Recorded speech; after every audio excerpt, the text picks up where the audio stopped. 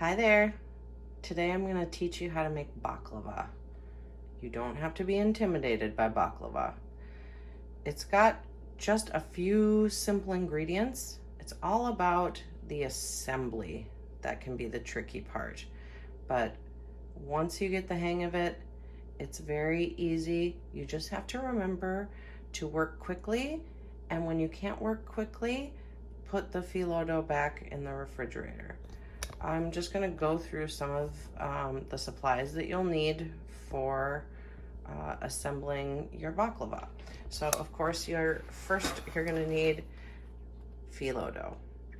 So you're going to look for 2 easy to use rolls of phyllo dough, not puff pastry, phyllo dough. You're going to keep this in your freezer until the day before you want to use it. So the day before you're going to make baklava, put it in your refrigerator so it has time to thaw out, but it's staying cold.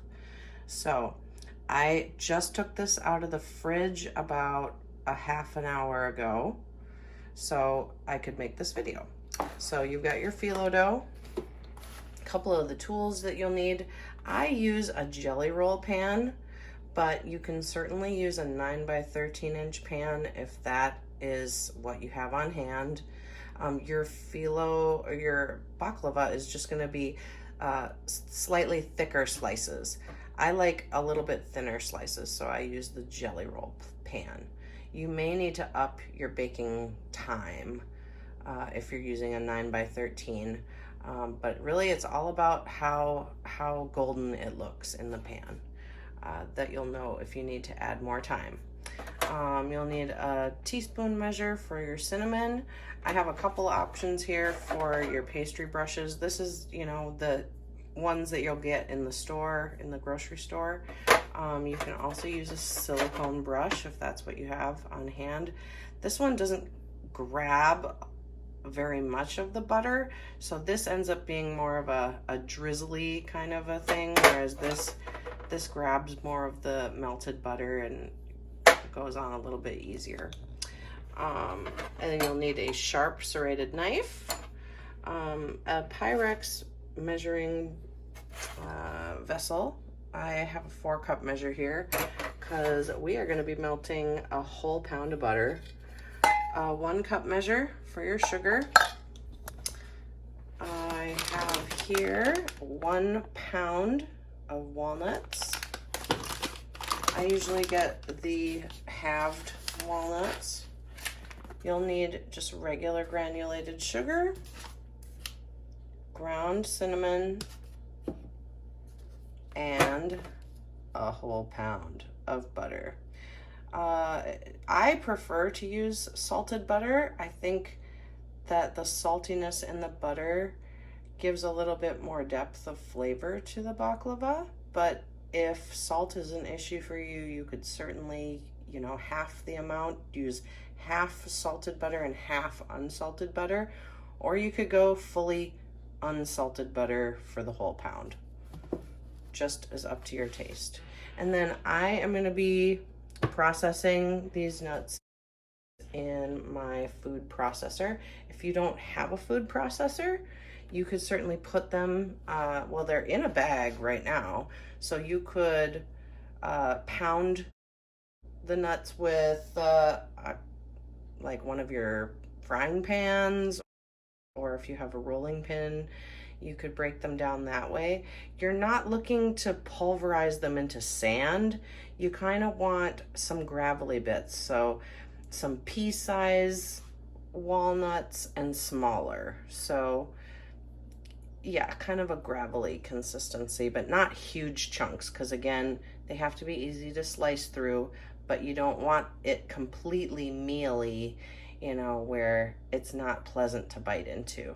So those are the items that you're going to need to have on hand to get started to make baklava. Okay, now it's time to combine our dry ingredients and get ready to melt our butter. So as you can see, I have taken all of the 4 sticks of butter out, and I just roughly arranged them in my Pyrex container for melting. I usually just do it in the microwave. You don't want to walk away from it. You want to keep an eye on it. Once most of the butter has melted, you can then take it out of the microwave because the glass is going to retain some heat, and the melted butter is also retaining some heat. So just that residual heat will melt the rest of the butter down. So think of it like when you get about 3/4 of the way melted, you can just take it out and let the rest of it melt, stirring it occasionally just to kind of break up any big chunks. So, food processor time. The first thing that goes in are our walnuts.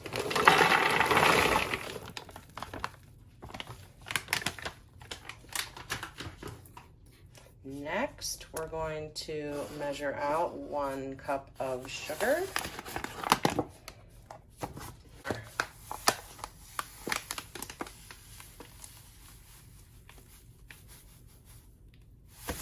There we go.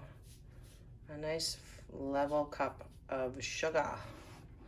So we're going to add that into the food processor. Now, if you're going to be manually processing your walnuts, then you'll do this separately, and then you can just mix them together in a bowl. And then we're also going to add in our teaspoon of cinnamon. Go generous with your cinnamon. I usually start with a teaspoon, and then while the walnuts are being processed, there is the little chute that's on the lid here that comes out. I will usually see if I can smell that there's cinnamon in there. If you can smell that there's cinnamon in with the nuts that are being processed, then you're right where you want to be. If you can't smell cinnamon when they're processing, then add a little bit more cinnamon.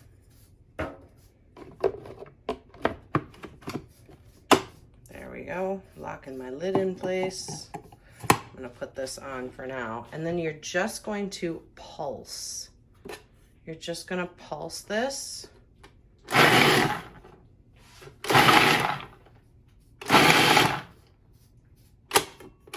Oop.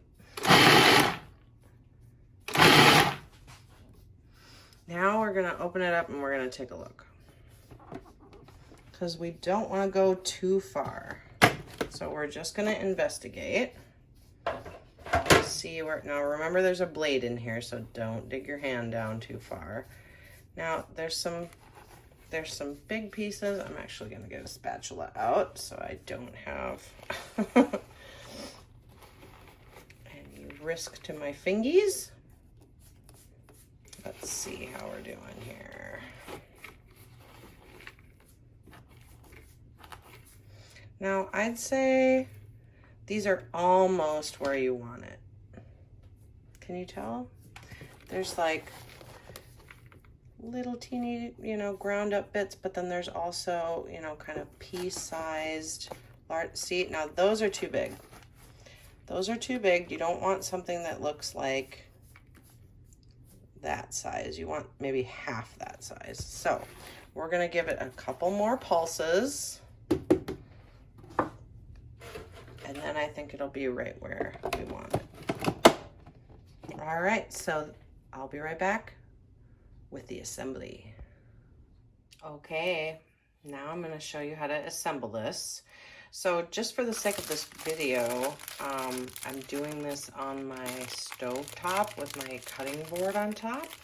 Just was a little easier to film this way, but this is not the place where you will want to assemble this. You don't want to be assembling this while your oven is preheating. So I do not have my oven on because heat is not a phyllo dough's friend when you are trying to assemble your baklava. So you want your phyllo dough to stay cool and pliable. And this is how it comes in these little rolls. And we just want to very slowly unfurl it so that we can tell if there's some brittle pieces. We gotta see what we're working with here. And I also have a damp paper towel to put over the phyllo dough while it's not being used. So here is our full phyllo dough, just sheet after sheet after sheet of it. It's fully thawed out in the refrigerator. So if for some reason I'm, futzing with getting it in the pan here, then I put my paper towel over the top just so that it doesn't get dry or it doesn't get sticky from heat. So the first thing to do with our pan is to grab our pastry brush, and we have our melted butter here. We are going to brush this pan with butter first, because our first layers of phyllo dough need something to grab on, and butter is what helps your phyllo dough crisp up, golden. You need the butter. Do not cut any of the butter out of this recipe. You need it to make the phyllo dough golden and delicious.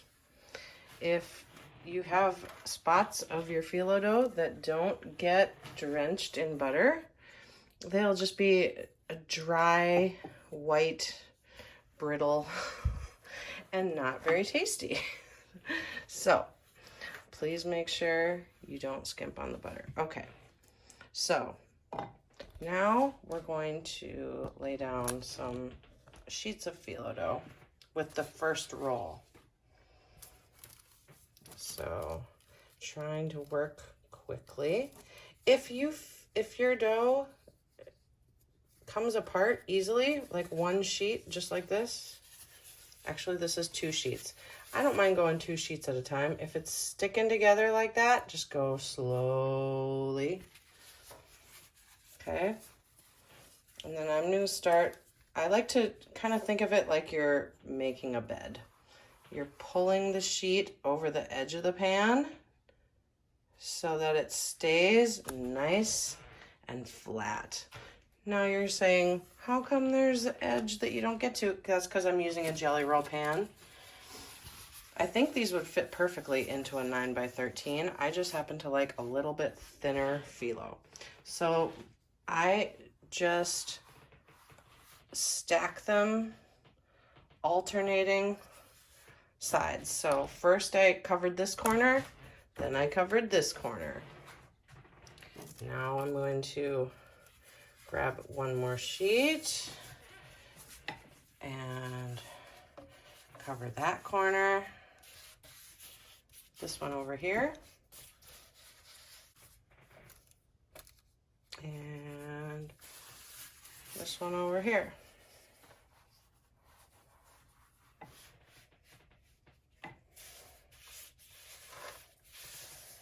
Okay, so now that we have alternated and we have gotten all 4 corners covered, we are going to apply a liberal amount of butter. And just lightly move that fully saturated pastry brush. See, I'm not even like shaking off the brush on the edge of the Pyrex. I'm just dragging that right on over. Try not to get little wrinkles, but like this is, you're gonna have to move a little bit quickly. I'm just kind of like, I'm not really applying much pressure here. I'm just gliding that butter along, making sure that there are no raw, dry edges of phyllo dough. Okay, so now that I have that well saturated, I find that if you sprinkle some of the sugar mixture in between your layers of dough, it kind of, the sugar, as it heats up, it kind of acts as an adhesive. So it helps keep your layers together a little bit better. So now I'm just gonna sprinkle a dusting of the sugar across, the sugar, cinnamon, nut mixture. This isn't really a measurement.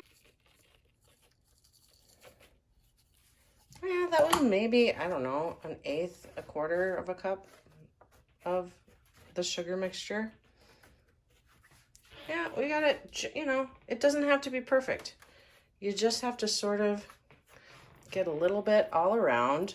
And then we're gonna start our next layer of phyllo dough. You're just gonna keep going like this until this whole pack is laid down, and then we'll come back and we will add all the filling for the center.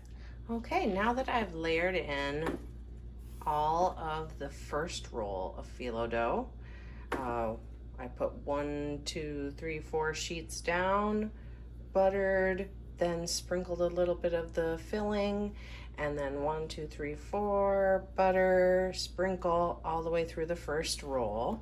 So now we're here. I reserved about, I would say this is about 3/4 of a cup of our filling, so that I can sprinkle on through the next roll of phyllo dough. And I have that next roll right under my damp paper towel here, ready to go. So now I'm gonna take all of our mixture here and you dump it in. Now I'm gonna have to get in there with a spatula and get all that out, or our trusty fingies. Get all that filling out. There we go. Now you just spread it evenly all the way to all the edges, very gently. So now that none of the bottom layer is exposed, now you can get in there and press a little bit firmer until all of your filling is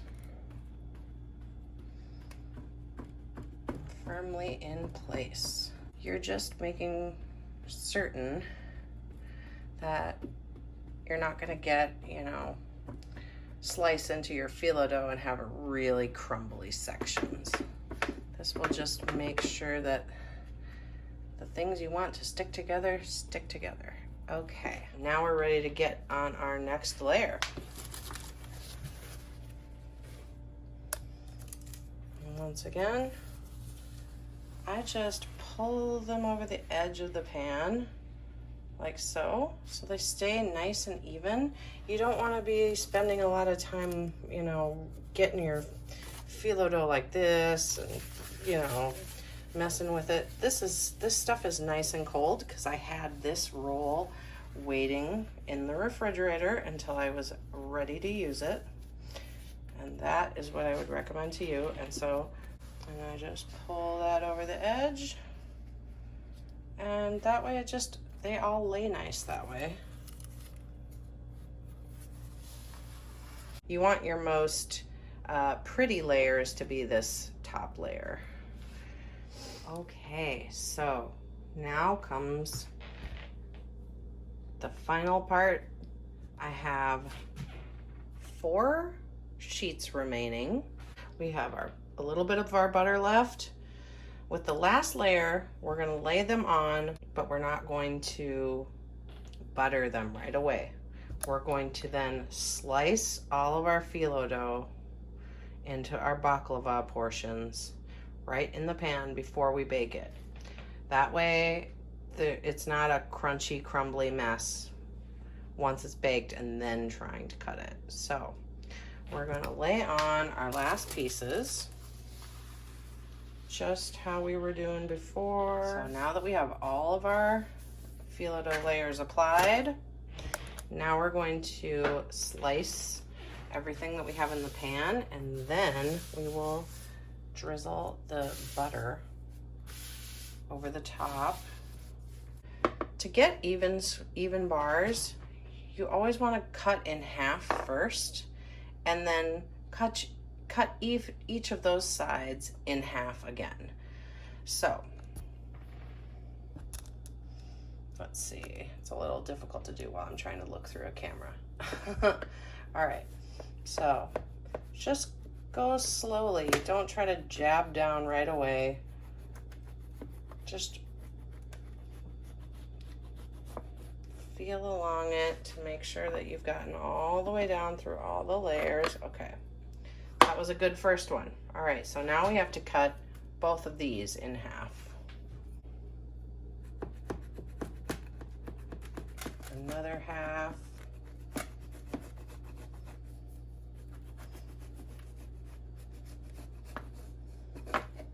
Okay, that's just the stuff from the rolls of phyllo dough. Now we're going to cut this all the way down the center this way.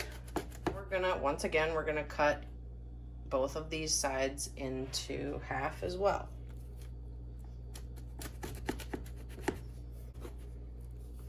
And you see how I'm holding that top layer of phyllo dough as I'm coming up to that section with my knife. That's just so that the cuts stay all nice, everything stays nice and laying flat. You could certainly stop here, and then you would have, you know, some pretty squares. Or I guess they're not squares, they're more rectangles. But what I like to do, I think triangles taste better. So pick a direction. We could start from down here and go cut these into triangles. So we're just gonna start with this one corner square. We're gonna cut that into a triangle, okay? See how this was a little bit of a crumbly corner? So we're gonna douse that with butter to keep everything in place. So now we cut one rectangle into two triangles. Now we're going to cut this next set of two rectangles into two triangles.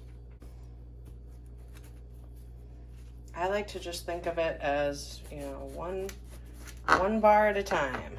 And then you can kind of make sure that your edges stay laid.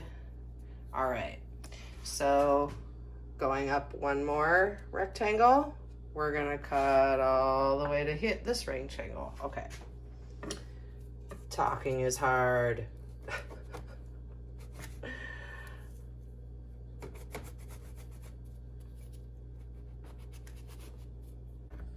Okay, I'll have to take a picture of the funny apparatus that I have hanging around my neck so that I can film this and use both hands to cut. So we are halfway through cutting these into cute little triangles. And if they're not, you know, like this one isn't perfectly symmetrical, I'm sorry, nobody's perfect. It will still taste delicious. Butter, cinnamon, sugar, and walnuts. Oh, nothing is more delicious than that. Okay, so last one. We're gonna cut through. Okay, so now you have beautiful triangly cut phyllo dough that is now ready to be buttered So this is where you have to go in and be a little bit more precise, right? We don't want to move around these flakes. You just we gotta kind of lay them still with some butter. So we're just gonna kind of go in with each one. This is probably the most finicky part of the process, is making sure that your top layer gets laid down. Remember, the finished product is crazy delicious. It's worth the effort. It's a few simple ingredients and then just some technique to kind of get down, and it's so good.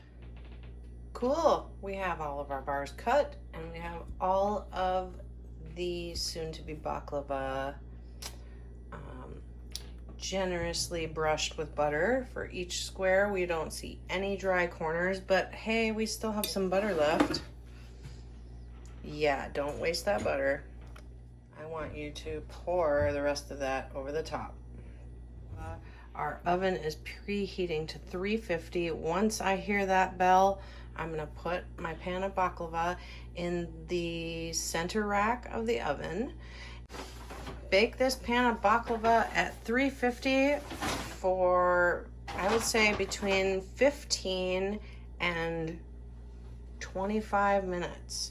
So I'm gonna demonstrate for you what I think the doneness look is for these, because I have been fooled before. Sometimes I think, oh, that looks beautifully golden brown, and I take them out, and I just feel like it's good to have a visual so you know when is the perfect time to take them out. So it's really not fair that technology has not advanced far enough to have smell-o-vision, because my house smells crazy delicious. So I just want you to see, this looks pretty golden, but it's not as golden as I want. See how in between all the cut marks, like it's still fairly blonde? We're gonna take it a little bit farther than that. My oven might be running a little bit cool. I have it on 350 and I've had it in for 25 minutes, but I'm gonna let it go for another 5 and check it again. Okay. 5 minutes is up. Taking a peek. See, I like this deeper golden brown a lot better. I'm actually just gonna rotate it. And I think I might just let it go in there for like 3 more minutes, just so that like right here gets a little bit more golden. And then they're done. Almost. Oh, this is it. I think this looks gorgeous. We're taking it out. You can hear all that bubble and sizzle along the edges. Ooh.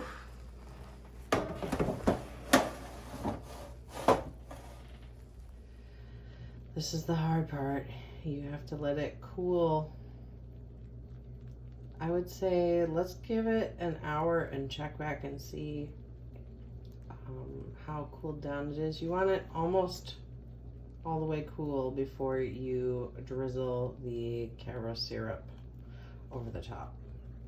Okay, it's officially been 1 hour since I took the baklava out of the oven, and it is now cool enough to apply the final ingredient, the syrup. Now, I mean, there are homemade versions of the syrup that goes over baklava, but in this version, you just take Caro syrup. And I like to go diagonal with it. So just once you get the syrup going, if you can hold it high up, you'll get a thinner stream, and you can just put as much or as little of it as you want on there. each day that your baklava is still around, it's going to get a little bit softer as the syrup sinks in. So I tend to go a little light on the syrup because I just prefer a crispier baklava. But if you like it like a day 4 or 5 baklava, a little softer, a little squishier, then put more syrup on. And that's all there is to it. Oh, I should take a slice out so that you can see the finished product. And I just was gonna scoop out. Let me do this one. Sometimes corners are a little bit tricky. Oh, there we go. There we go. A nice golden, syrupy, delicious slice of homemade baklava.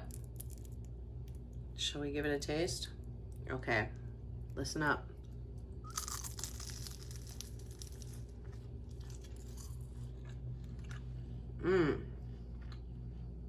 Ooh, yes. It's buttery. It is cinnamony, nutty. Oh, the crispness is really satisfying. Now, like I said, these have only been out of the oven for an hour. You're gonna wanna let them cool down all the way, and before you like take them all out of the tray and, you know, put them in a container. I usually leave it out on the counter. I think when you refrigerate it, it seems like they get a little bit wilty or soggy sooner. So enjoy yourself some homemade baklava. It's so delicious, and with all that butter, I really only make them at the holidays. So it's only once a year. All right, that was totally dumb. Enjoy some baklava. Mmm.